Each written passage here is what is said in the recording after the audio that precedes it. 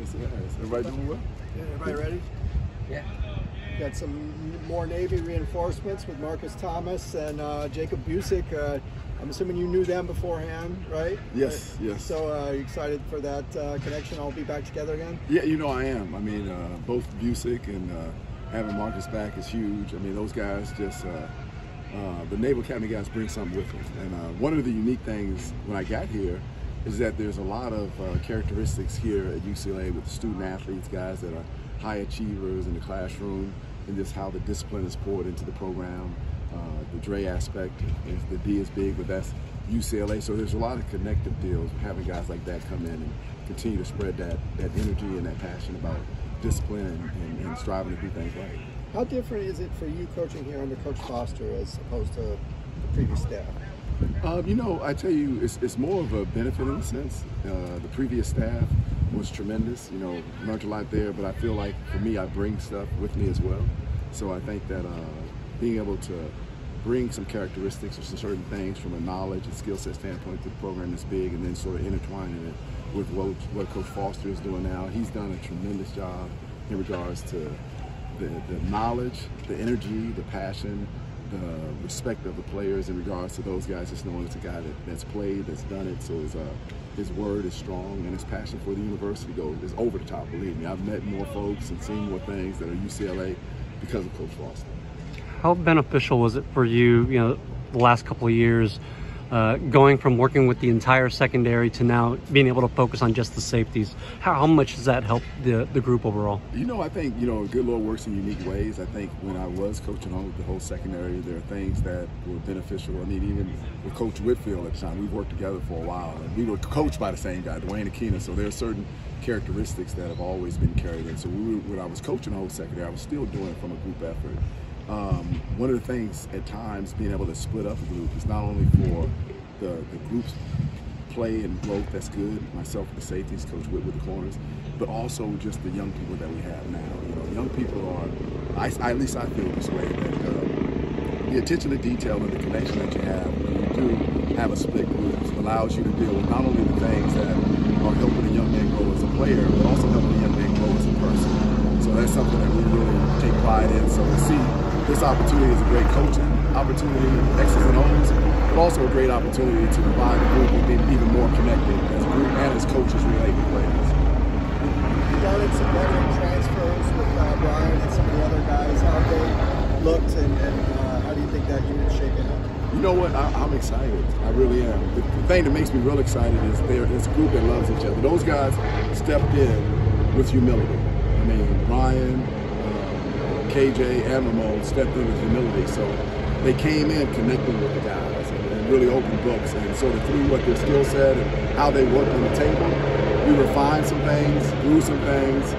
Those guys in the off season have, BA's probably 12 or 15 pounds heavier, locked in. So I think this whole transition has been a growth for all of us. I'm excited about the group. Really love the way they're working and how they're competing. And we know it's a journey. So this is the early part of it, and we'll continue to grow. You said God works in mysterious ways. I'm sure you heard that Brian wanted to come here eventually, and now he's here. Yeah. So have you seen that he's excited and kind of fulfilling his original wish to be here and play here? Well, you know what? I sort of saw it the first day I met him because he was here with all his family. And when you see a kid with his family, you just know that there's something really big about being close to family. Get a great education, be connected to a university that's great, but also every weekend now knowing that your family's going to be there. So if there was any challenges that brought him to this point, this is the right place. And so I'm excited to see that. And his teammates in the group, everybody, Clint, Croy, all the guys, Swift, all the guys that are embracing each other, it's really been a fun thing to watch. And I'm learning more and more of BA's story every day. Who's stepping up as maybe some depth options at safety in this camp so far? Well, you know what? I say the whole group. I didn't say the meeting today, really with the whole group as we transition into this next week of practice, as we game prep and stuff. Every guy sort of knows their role. I think everybody in the group, if I went with BA, KJ, Ramon, DJ Justice has done a tremendous job.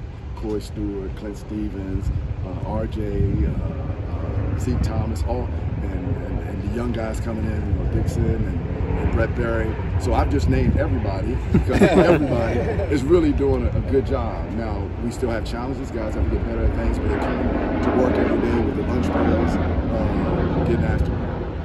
What's your level of optimism about KJ Wallace's availability? You know, I think I'm very optimistic about KJ. KJ is a very knowledgeable player. He's a passionate player. You ever got his story? We have conversations as teams when we get to really get a chance to know each other. And he's a guy that has a story, you know, that's why he's here. He operates in it. So he's a passionate guy, can play every position. I mean, literally, and play it with knowledge. That's good because we've had a group, and I've always sort of we've prided ourselves as a group, the Alex Johnsons, the Blaylocks, the Kenny Churchwells, you know, all these guys that have played different positions and played at a high level. Swift, all those guys, that's sort of the calling card for this group. So KJ fits right into that as a player, that person. I used to sing with the guys at Navy. Any of that happened in here? Oh my goodness, you threw that one out there. You know what? I think, you know, there's things that, for me personally, that are sort of, in all honesty, God-led in a sense. I think we have a closeness in the group. That singing wouldn't be bad because that brings people together. But if that comes about, you may not know about it. Okay. You may find out about it down the road. Okay. But we're already doing some unique things. Coach Akaika, it's sort of like that Hawaii connection. Coach Akaika does some things that are really aloha, that are really unifying, and we see the game as being that. So, you know, Coach Foster and his principles, as well as Coach Akaika and his principles of love and how these things are tied together, really help grow things. So if music gets into it, you may not find out about it. It may be on the backside. You want to belt out a few bars and lean on me? No, you may have me thinking. I was about to, but now I'm all right. You remember that, huh? Yeah. That's Coach Nehemiah. That was a little connection to Radford High School, Hawaii, a little bit. Coach, who do you look to for leadership in the secondary? You know, I tell you what, and it's really unique because we have some guys that have come in through the transfer portal that have really plugged in. I mean, I think BA has brought some stuff from just his who he is as a person, and I think he's connected with a lot of guys before he got here. So he's a guy that was recruited here, committed here, had some things happen where he didn't end up here, but coming back, he still had a great respect by the guys that are here that know him. So, but all those BA, KJ, Ramon, older guys that bring in a collective amount of leadership because they're good people. But really, Swift is a guy that really has done a lot during the offseason. The new guys that have came in have learned from him. Swift is the guy that'll take cats up to the room, teach the defense. He'll come out on the field, work the defense. He'll do extra stuff. Joshua Swift, and the reason why he's wearing number 36 is because he's that guy. So he's really a guy that leads, but he's a team leader and then leads in a lot of unique ways with the group. How excited are you to go back to Hawaii and, you know, just, you know, a place where obviously you played and have some memories? Yeah, you know, I have a great respect for the University of Hawaii and everything Hawaii. I mean, I moved there in the 9th grade from Prince George's County, Maryland, from Glen Art, Maryland. And cats that know Glen Art, Maryland, they're saying like, man, he went from Maryland to Hawaii? Maryland, because that's where you say Maryland. Ain't Maryland. So, but that move was really life-changing to me. So I have a lot of love, a lot of passion. Coach Chang, the head coach at the University of Hawaii, his dad coached me in JV basketball. I know when he was born, his sisters were managers on the team. So Hawaii's a connected place. And I have a great respect because I know how Hawaii goes after it. I know they have the UCLA on the map. I mean, and I know that that's going to be a tough game. They're a good team, but they're a passionate team. I really have, like I said, great respect for Hawaii. Going back there, it's going to be something fun. I still have a lot of family there. My wife Tiffany's from Hawaii. Got Alohi, I say Alohi because I got to get a text from my niece today. So I got some family, but I'm telling them, look, if you come to the game, you can't be cheering for Hawaii. You know, but a lot of them are people that went to Hawaii too in high school. So I'm excited to get back there, but I'm excited because it's our first game. You know, all the connections to family pales in light of what we're there for. It's our first opportunity, first game. These guys have worked hard, so we're eager to get out there and play.